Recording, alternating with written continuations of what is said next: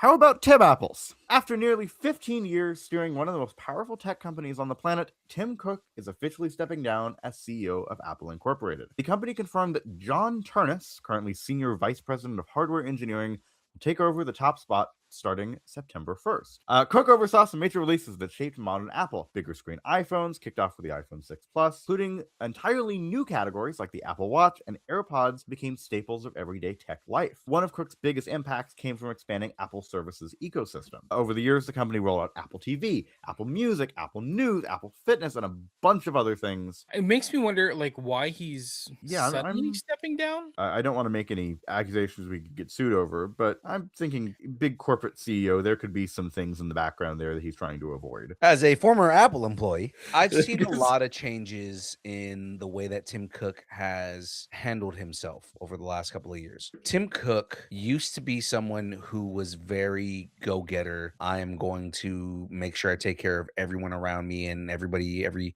employee that was around and everything like that. And then just the last couple of years, I feel like there's a lot of bowing down to get out of the limelight. There is a lot of, I am going to say and do things that get you out of my way so I can go about my business. I feel like what's going on with that is may just be too much. And he's just like, I don't want to deal with this anymore. I Right. would rather step down and not deal with all the crap I have to deal with governmentally when before this stuff was going on, I could just focus on the business and focus on Apple. Well, now I can't just focus on Apple. I have to play politics. I don't want to do this anymore. And I'm done with this. I didn't come into this business to be a politician. I came in this business to innovate a tech company. And I can't do that because everything is getting in my way. Knowing who Tim Cook is and what he's kind of had to do in the last couple of years, I'm more surprised that he didn't step down sooner. I don't think he ever wanted to be the face of the company and be the politician of it all. I think, like what you're saying,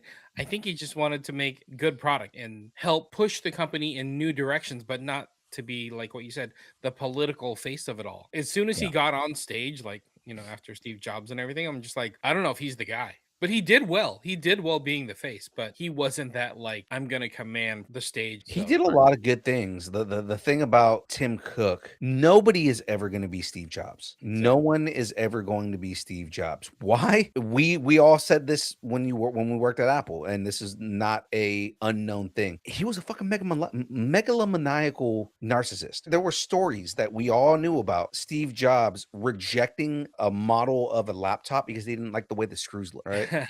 Yeah, I mean, like, and again, working on the tech side of Apple, it's like that is a megalomaniacal thing to do. I am so in charge of this company that I can reject an entire production line because I don't like the way the screws look. But at the same time, because he was that much of a perfectionist, he came out with superior products. In the time that he was in charge, a lot of the product that he came out with was amazing. We will never get another Steve Jobs because you need someone like that. And no company wants to deal with that on a PR level. That's why they fired Steve Jobs.